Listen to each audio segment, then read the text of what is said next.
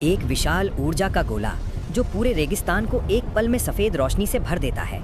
आग का गुबार, धुएं का पहाड़ और जमीन कांप रही है मीलों दूर तक। ये देखकर रोंगटे खड़े हो जाते हैं ना। लेकिन अब सोचिए, अगर ये विस्फोट धीरे धीरे बदल जाए एक सुनहरे चमकते हुए दिव्य अस्त्र में, जिसके चारों तरफ संस्कृत के मंत्र रोशनी बनकर घूम रहे हों, तारों और आकाश गंगाओं के बीच। ये कोई हॉलीवुड फिल्म नहीं है दोस्तों, ये हमारा अपना इतिहास है। आधुनिक दुनिया की सबसे भयंकर ऊर्जा जब शहरों को मिटा सकती है, तो ठीक वैसी ही तबाही का वर्णन हजारों साल पहले एक ग्रंथ में लिखा गया था। एक तरफ आज का विज्ञान, दूसरी तरफ प्राचीन दिव्यास्त्र। दोनों की विनाशक शक्ति हैरान करने वाली हद तक एक जैसी है। और ये सब लिखा है प्राचीन संस्कृत श्लोकों में, पत्थर पर खुदे हुए अक्षरों में, जो आज भी सुनहरी रोशनी में चमकते हुए लगते हैं।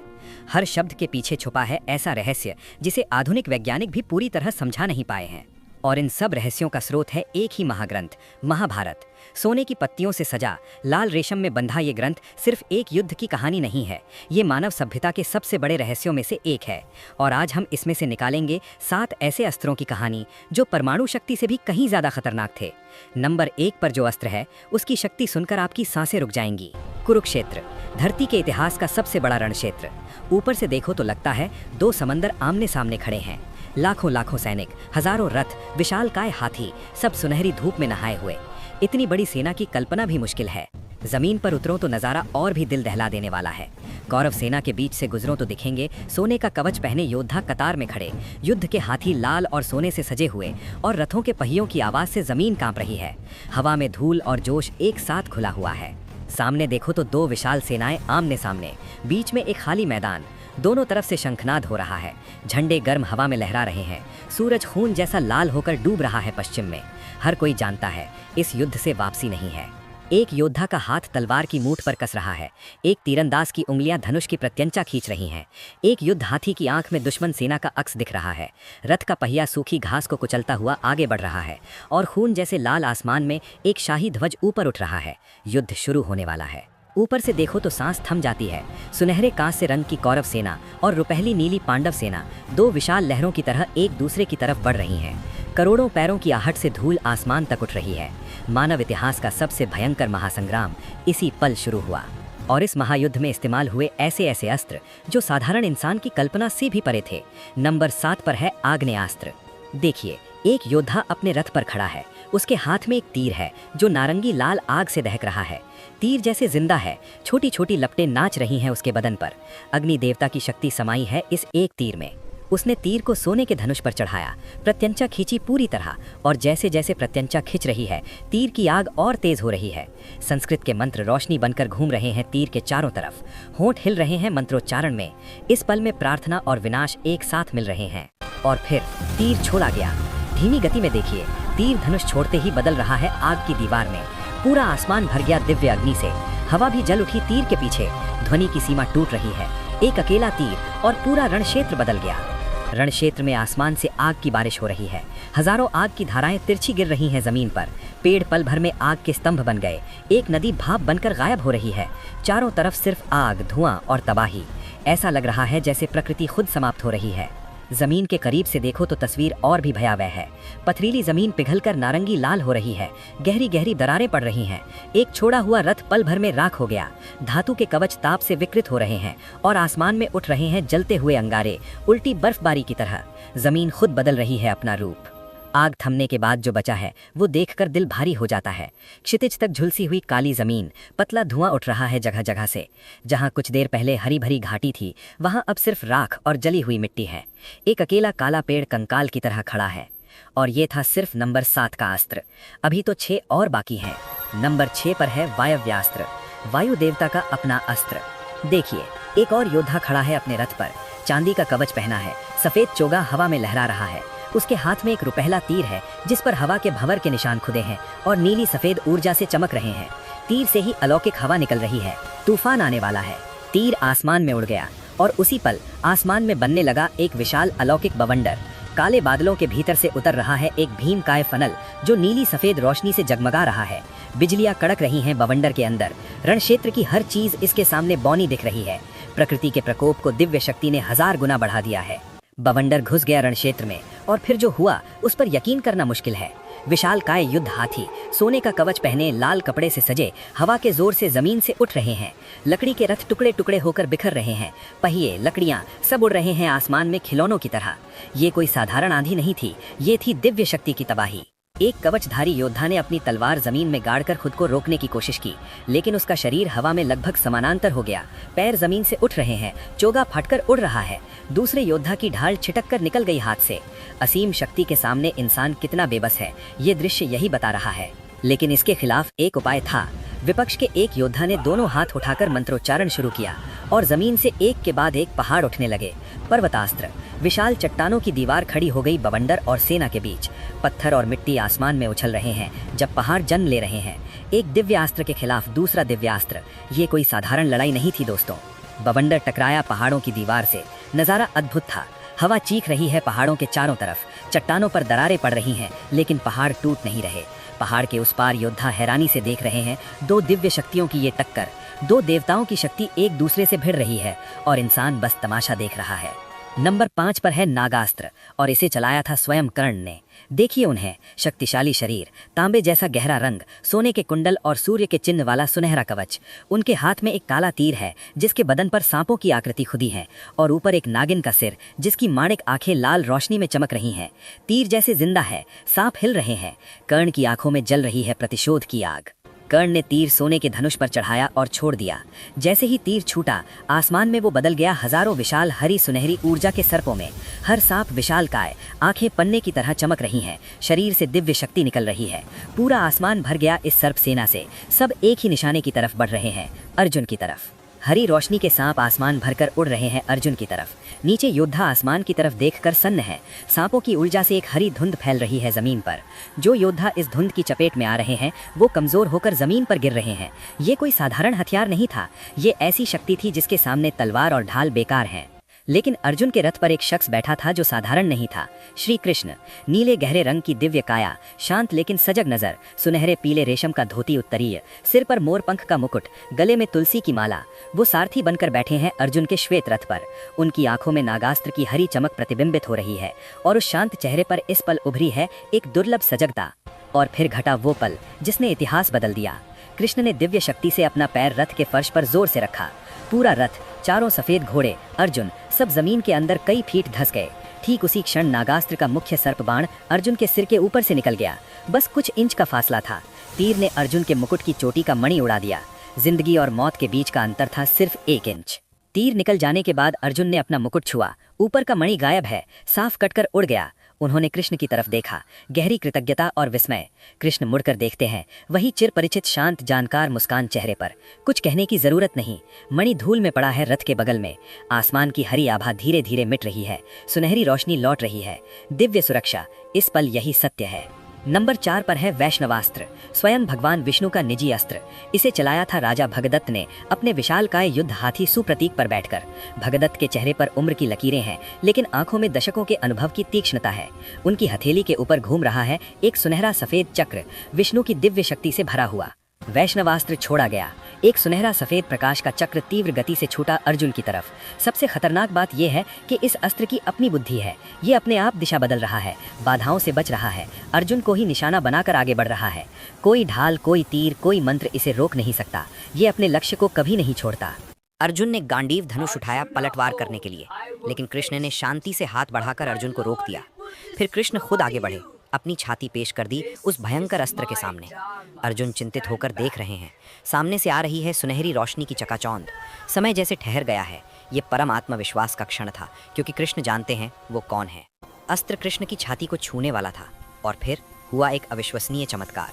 वो भयंकर जलता हुआ चक्र कृष्ण की नीली छाती को छूते ही उसकी विनाशक शक्ति बुझ गई। कठोर सफेद रोशनी नरम सुनहरी हो गई। चक्र बदल गया एक सुंदर दिव्य फूलों की माला में। कमल, तुलसी, पारिजात की माला हल्के से कृष्ण के गले में आ गिरी। अस्त्र ने अपने स्वामी को पहचान लिया। विष्णु का अस्त्र विष्णु को कैसे मारता। पूरा रणक्षेत्र सन्नाटे में डूब गया। दोनों पक्षों के योद्धा हथियार नीचे किए खड़े हैं, मुंह खुला चमत्कार देख रहे हैं। भगदत्त हाथी पर से हैरानी से ताक रहे हैं। अर्जुन हाथ जोड़े खड़े हैं कृष्ण के पीछे, और कृष्ण खड़े हैं शांत दिव्य, गले में नई फूलों की माला, चेहरे पर वही सर्वज्ञ मुस्कान। बादलों को चीर कर रोशनी की धार उतर रही है सिर्फ उन पर। उस दिन रणक्षेत्र में हर किसी ने जान लिया, उनके सामने खड़े हैं स्वयं परमेश्वर। नंबर 3 पर है नारायणास्त्र, और इसे चलाया था अश्वत्थामा ने, द्रोणपुत्र अश्वत्थामा। तीव्र उग्र चेहरा, बिखरे काले बाल हवा में उड़ रहे हैं, आंखों में गहरा शोक और प्रचंड क्रोध मिला हुआ है। युद्ध में क्षतिग्रस्त कांसे का कवच, माथे पर एक रहस्यमय मणि लाल रोशनी में धड़क रही है। पिता द्रोणाचार्य के जाने के बाद वो अकेला खड़ा है तबाही के बीच, दोनों हाथ उठाए हैं आसमान की तरफ, मंत्रोच्चारण शुरू कर दिया है, और माथे की मणि हर शब्द के साथ और तेज चमक रही है। आसमान ने जवाब दिया। बादल घूमने लगे एक विशाल ब्रह्मांडीय भंवर में। भंवर का केंद्र खुला एक आंख की तरह, और वहां दिखा अंतरिक्ष, तारे, आकाश गंगाएं, ब्रह्मांडीय ऊर्जा। उस दिव्य द्वार से प्रकट होने लगे स्वयं नारायण, विष्णु का विराट रूप। सैकड़ों भुजाएं दिख रहीं, हर भुजा में एक अलग अस्त्र। नीचे अश्वत्थामा एक छोटा सा इंसान, और ऊपर देवता का ब्रह्मांडीय स्वरूप। ये दृश्य देखकर रोमांचित हुए बिना रहना नामुमकिन है। नारायणास्त्र सक्रिय हुआ, और फिर जो हुआ वो महाभारत के सबसे भयावह दृश्यों में से एक है। आसमान के ब्रह्मांडीय द्वार से लाखों लाखों दिव्य अस्त्र उतरने लगे। जलते तीर, घूमते सुनहरे चक्र, चमकती गदाएं, त्रिशूल, शक्तिपुंज, सब सुनहरी सफ़ेद रोशनी में जगमगा रहे हैं। इतनी घनी बारिश की आसमान ही नजर नहीं आ रहा। पूरी पांडव सेना पर उतर रही है एक अकल्पनीय दिव्य महाप्रलय। पांडव योद्धाओं ने प्रतिरोध करने की कोशिश की। एक ने ढाल उठाई, ढाल टूटकर रोशनी के टुकड़े बन गई। दूसरे ने तीर चलाया ऊपर की तरफ, लेकिन हर तीर के बदले 10 गुना ज्यादा दिव्य अस्त्र उतर आए। यही था नारायणास्त्र की सबसे खतरनाक खासियत। आप जितना लड़ोगे ये उतना ही ताकतवर होगा, प्रतिरोध करोगे तो विनाश बढ़ेगा। इससे लड़ना मतलब अपनी ही तबाही को न्योता देना। तभी कृष्ण ने हाथ उठाया। उनके चेहरे पर ऐसी आज्ञा और तत्काल भाव दिखा जो पूरे युद्ध में कभी नहीं दिखा था। उनकी हथेली से हल्की सुनहरी रोशनी निकल रही है। उनकी आवाज़ अलौकिक ढंग से पूरे रणक्षेत्र में गूंज उठी। उन्होंने कहा, हथियार रख दो, सब जमीन पर लेट जाओ, समर्पण कर दो। ये भगवान का सीधा आदेश था। कुछ पल पहले जो योद्धा जान लगाकर लड़ रहे थे वो एक एक करके हथियार रखने लगे। तलवारें जमीन पर गिरने की आवाज़ आ रही है, धनुष नीचे हो रहे हैं, ढालें रखी जा रही। पहले कुछ लोग, फिर लहर की तरह फैल गया पूरी सेना में। योद्धा मुंह नीचे करके जमीन पर लेट रहे हैं, पूर्ण समर्पण। ये दृश्य अनोखा है। महावीर जमीन पर लेटे हुए हैं, लेकिन इस पल वो सबसे बहादुर हैं, क्योंकि समर्पण करने में लड़ने से ज्यादा हिम्मत लगती है। और फिर हुआ वो चमत्कार। आसमान से बरसते लाखों दिव्य अस्त्र बीच हवा में रुक गए। एक एक करके सुनहरे तीर, चक्र, गदाएं सब रोशनी के कणों में बदलने लगे। रोशनी के कण धीरे धीरे ऊपर उठने लगे, लौटने लगे उस ब्रह्मांडीय भंवर में। भंवर शांति से बंद हुआ। सामान्य बादल लौट आए। सूरज की किरणें शांति से बिखर गईं। जमीन पर लेटे योद्धाओं को खरोंच तक नहीं आई, एक को भी नहीं। जिन्होंने समर्पण किया, दिव्य अस्त्र ने उन्हें माफ कर दिया। क्या गजब का सबक है ये। नंबर 2 पर है ब्रह्मशिरास्त्र।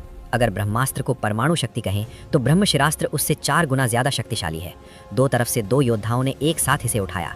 एक तरफ अर्जुन, रुपहला नीला कवच, गांडीव धनुष, धर्म के संकल्प में दृढ़ आंखें। उनके तीर पर 4 चमकते शीश हैं, ब्रह्मा के 4 मुखों की शक्ति, सोना, सफेद, लाल, नीला। दूसरी तरफ अश्वत्थामा, माथे की मणि लाल आग की तरह जल रही है, शोक से टूटा लेकिन क्रोध में अजेय। दोनों ने एक साथ ब्रह्मशिरास्त्र तान लिया है। 2 चरम शक्तियां आमने सामने। दोनों ब्रह्मशिरास्त्र एक साथ छूटे। 2 विशाल दिव्य ऊर्जा की किरणें, एक सुनहरी नीली, दूसरी आग लाल, 2 तरफ से एक दूसरे की ओर दौड़ रही हैं। इतनी शक्तिशाली कि उनके नीचे जमीन फटकर गहरी खाइयां बन रही हैं। हवा में आग लग रही है। बीच में कोई सैनिक नहीं, सब दूर भाग चुके हैं। दोनों किरणें बीच के एक बिंदु की तरफ तेजी से बढ़ रही हैं। आसमान अंधेरे में डूब गया है। अगर ये दोनों अस्त्र सच में टकरा जाते तो इस धरती का अस्तित्व ही नहीं बचता। लेकिन ठीक उस पल, टकराव के ठीक पहले, दोनों अस्त्रों के बीच प्रकट हुए महर्षि व्यासदेव। लंबी श्वेत दाढ़ी, सफेद वस्त्र, शांत लेकिन असीम शक्तिशाली मुखमंडल, उनके चारों तरफ सफेद दिव्य आभा। उन्होंने दोनों हाथ उठाए, हथेलियों से उज्जवल श्वेत प्रकाश निकला। समय रुक गया। दोनों भयंकर शक्ति किरणें बीच हवा में ठहर गईं, कांप रही हैं, स्पंदित हो रही हैं, लेकिन आगे नहीं बढ़ पा रही। व्यासदेव की छोटी सी मानव आकृति 2 विशाल दिव्य शक्तियों के बीच खड़ी है। इस एक पल ने पूरी पृथ्वी को बचा लिया। लेकिन अगर ये अस्त्र सच में टकरा जाते तो क्या होता? ये दृश्य देखिए। सैकड़ों मील तक काली झुलसी जमीन, कोई पेड़ नहीं, कोई घास नहीं, कोई पानी नहीं, जीवन का कोई निशान नहीं। मिट्टी फटकर शीशे की तरह बन गई है। नदी का तल सूखकर दरक गया है। आसमान भूरी धूल से ढका है। और महाभारत में लिखा है, इस जमीन पर 12 साल तक एक तिनका भी नहीं उगेगा। अब जरा सोचिए, आधुनिक विज्ञान जानता है कि विशाल ऊर्जा विमोचन के बाद विकिरण की वजह से जमीन सालों साल बंजर रहती है, पेड़ पौधे नहीं उगते। वही वर्णन हजारों साल पहले महाभारत में लिखा है। दो अलग युग, दो अलग भाषाएं, लेकिन विनाश का चित्रण हैरान करने वाली हद तक एक जैसा। क्या ये सिर्फ संयोग है या हमारे प्राचीन ऋषि सच में कुछ ऐसा जानते थे जिसे हमने हजारों साल बाद दोबारा खोजा? और अब आते हैं नंबर 1 पर, महाभारत का सबसे शक्तिशाली अस्त्र, पाशुपतास्त्र। इस अस्त्र को पाने के लिए अर्जुन को हिमालय की चोटी पर अकेले जाकर तपस्या करनी पड़ी। देखिए, बर्फ से ढकी पर्वत चोटी पर वो बैठे हैं पद्मासन में। कवच उतार कर रख दिया है एक तरफ, बदन पर सिर्फ एक सफेद धोती। ठंड में शरीर खुला है, लेकिन उनके शरीर से निकल रही है सुनहरी तपस्या की ऊर्जा। चारों तरफ की बर्फ गोल घेरे में पिघल गई है। ऊपर आसमान धीरे धीरे बदल रहा है, बादल हट रहे हैं, दिव्य प्रकाश उतर रहा है। एक महायोद्धा आज भक्त बना है। और फिर प्रकट हुए स्वयं महादेव शिव। आसमान को चीरती हुई दिव्य ऊर्जा के बीच उनका स्वरूप प्रकाशित हुआ। नीली धूसर उज्ज्वल काया, सिर पर जटाजूट जिसमें चंद्रमा का टुकड़ा और गंगा की रजत धारा बह रही है। माथे पर तीसरा नेत्र ब्रह्मांडीय अग्नि में प्रज्वलित, गले में सर्पराज वासुकी, बदन पर व्याघ्र चर्म, एक हाथ में त्रिशूल, सारे शरीर पर विभूति। उनसे एक साथ विकीर्ण हो रही है ब्रह्मांडीय शक्ति और अनंत करुणा। अर्जुन नीचे से देख रहे हैं सृष्टि और प्रलय के देवता को। चारों तरफ बर्फ के कण और पर्वत के टुकड़े शून्य में तैर रहे हैं। ये दृश्य इंसानी कल्पना की आखिरी सीमा है। शिव ने अपना दायां हाथ रखा अर्जुन के झुके हुए सिर पर। उस स्पर्श के बिंदु से ब्रह्मांडीय ऊर्जा बहने लगी अर्जुन में। नीली सफेद रोशनी की धारा में दिख रही हैं आकाश गंगाएं घूमती हुई, तारे जन्म लेते हुए, सृष्टि और प्रलय का अनंत नृत्य। दोनों के बीच प्रकट हुआ पाशुपतास्त्र। ये कोई साधारण तीर या हथियार नहीं है, ये दिखता है एक लघु ब्रह्मांड जैसा। अंदर तारे घूम रहे हैं, निहारिकाएं जल रही, दिव्य अग्नि नृत्य कर रही है, सब एक अस्त्र की आकृति में समाये हुए। अनंत विनाशक शक्ति एक इंसान के हाथ में। पाशुपतास्त्र की असली शक्ति समझने के लिए इसके अंदर झांकना होगा। अंदर जाओगे तो दिखेगा पूरी आकाश गंगाएं घूम रही हैं, तारे जन्म ले रहे हैं और बुझ रहे हैं, ग्रह अपनी कक्षाओं में नाच रहे हैं और स्थान काल का ताना बाना खुद लहरा रहा है। ये अस्त्र सिर्फ शरीर को नष्ट नहीं करता, ये आत्मा तक को विलीन कर देता है। पुनर्जन्म नहीं, मोक्ष नहीं, सिर्फ शून्य, पूर्ण अस्तित्वहीनता। लेकिन उसी शून्य में से फिर एक प्रकाश का बिंदु जागता है, क्योंकि इस अस्त्र में है विनाश और सृष्टि दोनों। ये परम शक्ति है, यही पाशुपतास्त्र है। और अब सबसे जरूरी बात सुनिए। अर्जुन, जिनके हाथ में थी सृष्टि की सबसे शक्तिशाली ताकत, उन्होंने पूरे महाभारत युद्ध में इसका इस्तेमाल एक बार भी नहीं किया, एक बार भी नहीं।